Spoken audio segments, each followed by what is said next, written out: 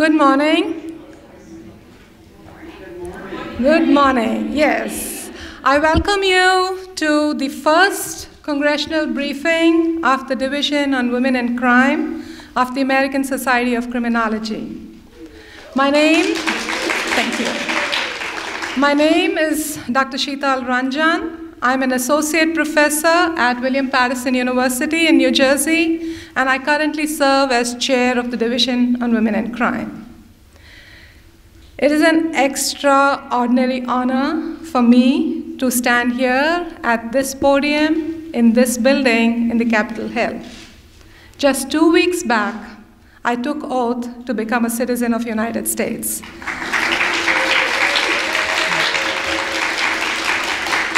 As a first-generation immigrant who just came to this country 13 years back on an education visa with 2 little kids in tow, I couldn't have imagined this moment.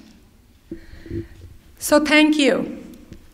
Thank you to the people of this country for making my dream possible. However you may be feeling about national events right now, I can tell you America is still the greatest country. It is the country where dreams come true. So having said that, I have many other thanks for this event.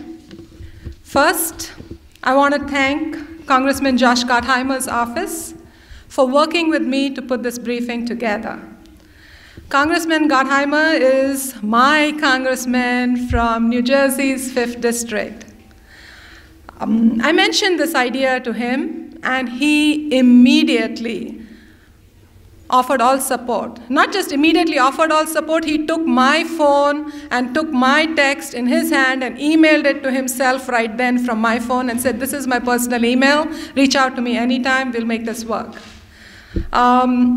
Matthew Appenfeller, you have to show your hand. And Ian Mariani from his office actually made the magic happen, right? That email Josh sent was great, but after that, Matthew and Ian have been amazing to make this work. Real estate is in prime in the Capitol Hill. It's not easy to get a room, so they really had to do things to make it work. Second, I want to thank DWC's Congressional Briefing Committee, because nothing is ever done on its own, who worked very closely with me to put this event together. Dr. Amanda Burgess-Proctor, past chair of DWC, Dr. Rosemary Barbray, past editor of Feminist Criminology, which is DWC's official journal, and Dr. Christy Halfreder, who's not here today. A huge thanks to Dr. Cynthia Lum. She's done this many times over. She's from the Center for Evidence-Based Crime Policy at George Mason University. Her generous support and encouragement every step of the way really made a difference. It just made it work. And we will be publishing articles from this briefing in a special issue of CEBCP's magazine, which is called Translational Criminology, which is all about taking research and making it real into policy. So we'll be publishing in that, and everybody who's here will receive an email with a link to the copy of that.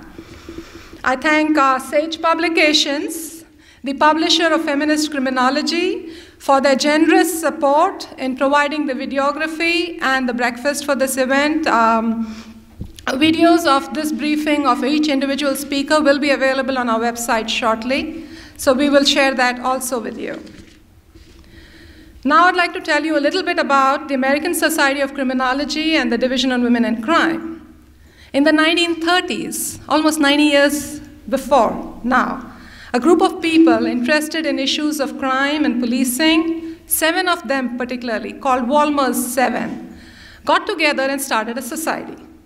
This group grew in size and range of interests, and in 1958, it was officially incorporated into the American Society of Criminology.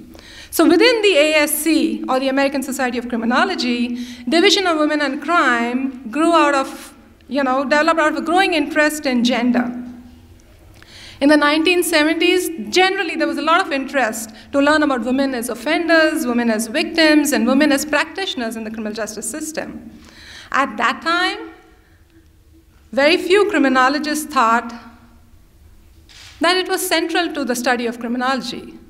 They thought how much researchable material could be there on women in the criminal justice system. However, those who were interested, the forward-thinking stalwarts who were interested, continued to persist, and they thought gender is a major and largely ignored factor, so they began to band together. In the 1970s, this group, mostly women and some men, gathered informally in hotel lobbies at the American Society of Criminology meeting to discuss ideas. First, they formed a special caucus, and finally in 1981, which you can see, it takes 10 years, a decade for change to happen, right? They formed a division within the ASC. These members met and worked to ensure that all subsequent ASC meetings included papers on gender, women, and crime. These early founders had a single-minded vision. They wanted to bring gender into mainstream criminological discourse.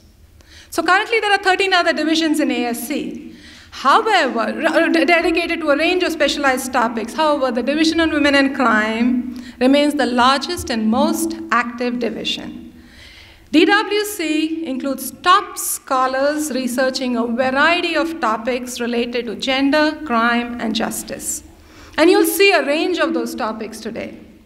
So this congressional briefing really is a logical outgrowth of the institutional success of DWC.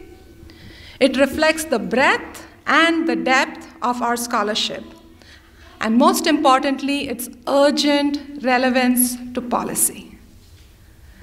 Policy that will help improve justice for women and girls. The other reason this briefing happened is simply because we took the initiative to make it happen. We decided it was time to come here, to the Hill. We were proactive, and we pushed boundaries, all in the service of justice. We believe this is what feminism is all about.